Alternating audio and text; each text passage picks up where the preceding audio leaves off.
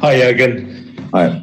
I was just wondering, firstly, your reaction to the Germany result against Spain, but also with yourself. Your name has been linked with the job. Whether you'd ever consider international management in the future. Wow, I thought that is one of the answers. A question I answer most often in my life. In the future, maybe. Now, no, because I have no time. I have a job, pretty intense job, by the way. So, and not sure if anybody asks for me or after me, and I don't know, in public or whatever. But if they don't know, I have a job here, Liverpool. Even when the weather's bad again, I like it, and I'm responsible for a lot of things here. So I will not go and search for another challenge out there. I have enough challenges after waking up in the morning already, so that's enough. Okay, in order, Steve Bates, and then we go to Johnny Northcroft. Steve, next. Yes, good afternoon, Jurgen. Hello. Jurgen, obviously you managed at a very high level in the Bundesliga at Dortmund, and I'm sure during your time there you must have had similar injury issues like you're facing now. I'm just wondering, two parts of the same question really. You must have had leaders that stepped up at Dortmund to help that dressing room when you faced these kind of problems. So how important are players like perhaps James Milner and Jordan Henderson in terms of their leadership in the dressing room to guide you through this period? In this situation, you cannot put now the responsibility again on 2 or 4 shoulders, whatever you want to say. So these boys are incredibly important the whole year. And I said it plenty of times, without the character of my players, and not only Millie and Hendo, but especially Millie and Hendo, Ginny, Verge, all these guys are natural leaders, and what they did in the last few years is absolutely exceptional, incredible. So that's not only now, but they're always important. And but it's much more that we create immediately again a mood. So and we did that and working on that. The boys are today the first time we are together since Man City. So all of them, they came all back now, landed, tested, bam, bam, bam.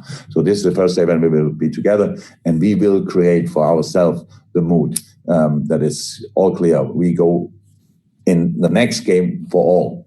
That's always like it is. It was always, that's like it always was. And we don't go for excuses. And it's like, and it happened a lot in the last few days, and you are not together. And then you see it, all the boys all over the world see that Joe is getting injured seriously, get all the news. And it's difficult then to find a common approach and how but messages obviously flew in to try to help him and give him some positive vibes and all these kind of things.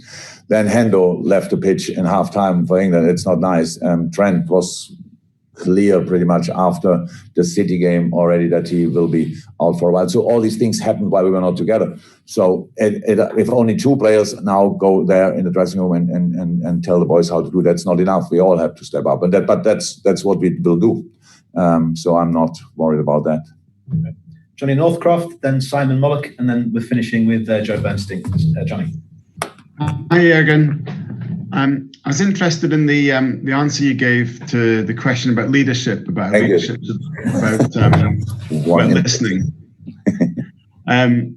Yeah, you said that leadership's about listening. I just wondered, with all the fixtures coming up and the concerns about injuries, if you have a system in place for listening to your players, and also, are you encouraging them to be honest about how they're feeling physically? Because often players want to just play, so they'll tell you that they're not feeling tired or they're fit, when maybe they need to be honest about being in the red zone or whatever. Let me say, I said listening because I thought before you make a decision, you should know what's about. There's one other thing we can do is watching. In my case, especially that we watch each training session, each game, everything. We have a lot of information about play, about the physical status of the player. But you're right. And I said it before. If you ask a player, as long as he can walk, he always wants to play, and it's good. That's good. So my job is to find out if he underestimates the situation or overestimates himself, whatever.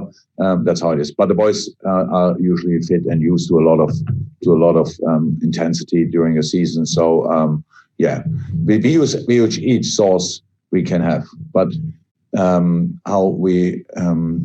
I said before, most of the things we are used to do alone, and we have to do alone, but we need help from outside as well. And I don't speak about us as Liverpool or whatever. We have to make changes again with subs. We have to talk about the fixture list and all these kind of things, because our hands are from a specific point on tied, because we cannot do it quicker. Like it's at Christmas around, we will play again in lesser than 48 hours. And we have this discussion. Everybody looks like it. Me and the Rowies again talking about it and all these kind of things. But this is from a physical standpoint of view. It's possible, but really dangerous. And what we do over the season is pretty much the same. It's possible, but really dangerous. And with the discussions around, and I really think I take it really serious for the what we talk in a moment about with dementia and the concussion stuff with heading and all these things. But if people would have talked about that 50 years ago, we wouldn't have to discuss about it today. And now we're in a really difficult situation where players are more under threat than before because of the situation the whole world is in.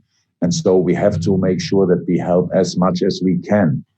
And that's the thing, that we really have to talk about these things, because otherwise nothing will change, and the things have to change. And thank God we had 2 days ago this managers meeting. And if we would have voted that day, then it would have been 15-5 in favor of 5 subs. But we couldn't vote because managers are not allowed to do that. But if it would have, it was from 11-9 against, or for 3 subs, in favor of 3 subs, it was 15-5 in favor of 5 subs. And so now hopefully the deciders can make the next steps. Okay. Simon Mullock, and then finishing with Joe Bernstein. Simon. Hi, Jurgen. One of the great narratives of the Premier League over the last couple of seasons has been how Liverpool and Man City have driven each other to better levels. Obviously, Pep has said that having you around has made him a better manager, and he's signed a new contract this week. Do you feel because of me? Yeah. Do you still feel he signed a new contract because of me? I love it. Do you feel the same way? And are you happy that he's signed a new contract because it allows that rivalry to continue maybe for another 3 years? I'm happy. I'm happy about Pep signing a new contract. But I'm a little bit afraid of it will not be Guardiola against Klopp or something like that over the next few years. So because it looks like that Frank and Chelsea are building a proper